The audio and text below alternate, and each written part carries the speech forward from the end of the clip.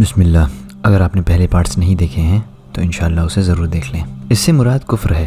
اس کی دلیل یہ ارشاد باری تعالیٰ ہے جس کا ترجمہ جب چاہیں گے کہ اس میں سے نکل جائیں تو اس میں لوٹا دیے جائیں گے، اور ان سے کہا جائے گا کہ دوزخ کے جس عذاب کو تم جھوٹ سمجھتے تھے اس کے مزے چکھو۔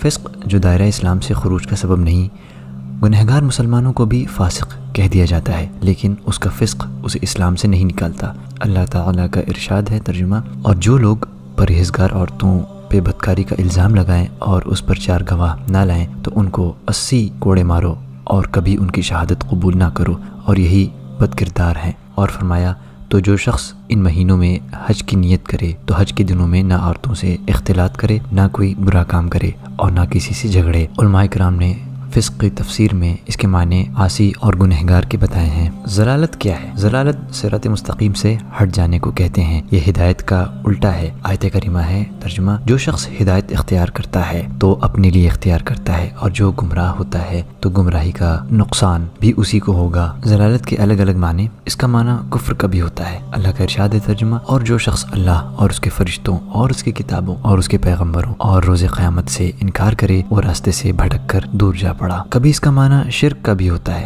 اللہ تعالیٰ کا ارشاد ہے ترجمہ، اور جس نے اللہ کے ساتھ شریک بنایا وہ راستے سے دور جا پڑا۔ کبھی اس کا معنی اس سے مختلف بھی ہوتا ہے، جس سے کفر لازم نہیں آتا، جیسے کہا جاتا ہے فرقہ ضالہ، یعنی بھٹکا ہوا گروہ جو اہل سنہ والجماعہ کے راستے سے بھٹک گیا ہو۔ یہاں ضالہ سے مراد مخالفہ ہیں۔ غلطی پر بھی اس کا اطلاق ہوتا ہے۔ حضرت موسیٰ علیہ السلام کا قول قرآن میں یوں بیان ہوا ہے، قال فعلتها اذا وانا من الضالین۔ موسیٰ نے کہا کہ ہاں وہ حرکت مجھ سے ناگہاں سرزد ہوئی تھی اور میں خطا کاروں میں تھا۔ کبھی بھول چوک پر بھی اس کا اطلاق ہوتا ہے۔ اللہ کا ارشاد ہے ان تضل احداهما فتذکر احداهما الاخرى، ایک بھول جائے گی تو دوسری اسے یاد دلا دے گی۔ ضلال کے معنی کبھی غائب ہونے اور گم ہونے پر بھی ہوتا ہے۔ اہل عرب کہتے ہیں ضالت الابل، یعنی گمشدہ اونٹ۔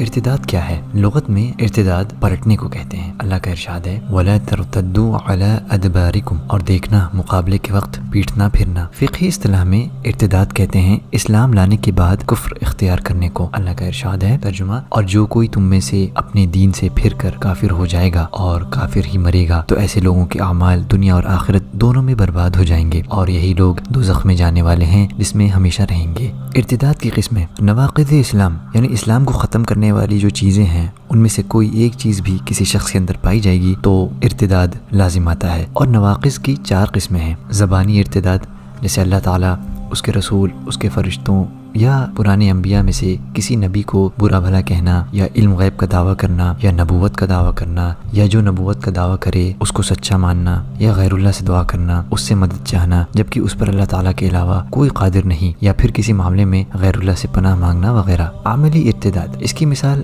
بت، پیڑ، پتھر، مزار، مقبرہ، اس کو سجدہ کرنا، اس کے لیے قربانی کرنا، گندی جگہوں پر قرآن مجید رکھنا، جادوگری، اس کو سیکھنا اور سکھانا، اللہ تعالیٰ کے نازل شدہ شریعت کے علاوہ دوسرے قوانین کے مطابق فیصلہ دینا، اور شریعت کے علاوہ انسانی قانون ہی کو مسئلے کا حل سمجھنا وغیرہ۔ اعتقادی ارتداد، جسے اللہ تعالیٰ کے ساتھ کسی اور کی شرکت کا اعتقاد، یا پھر اس کا یہ یقین کہ زنا، شراب اور سود حلال ہے، یا پھر روٹی حرام ہے یا نماز واجب نہیں۔ اس طرح کی وہ تمام چیزیں جن کا حلال یا حرام یا واجب ہونا اس پر امت کا اجماع ہے اور اس سے کوئی شخص ناوافق نہیں ہے۔ شک کی وجہ سے ارتداد، کسی ایسی چیز میں شک کے ذریعے ارتداد کا مرتکب ہونا جس کا ذکر پیچھے گزر چکا ہے، جیسے شرک کے حرام ہونے میں شک کرنا، زنا اور شراب کے حرام ہونے میں شک کرنا، یا روٹی کے حلال ہونے میں شک کرنا، یا رسول اللہ صلی اللہ علیہ وسلم کی رسالت یا دیگر انبیاء میں سے کسی کی رسالت پر شک کرنا، یا ان کی سچائی پر شک کرنا، یا مذہب اسلام میں شک کرنا، یا موجودہ دور میں اس کے قابل تنفیذ ہونے پر شک کرنا وغیرہ۔